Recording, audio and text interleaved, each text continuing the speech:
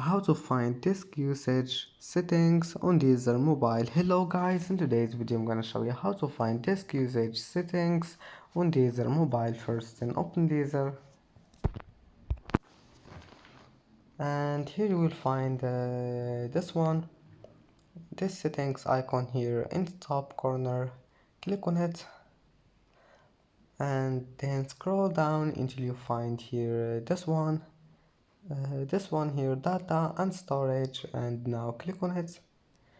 And as you see here, you will find disk usage settings, and you can clear it if you want and just manage it and go back. It will be saved, and that's it for today's video. Don't forget like and don't forget subscribe, and thank you for watching this video until the end and see you in the next video.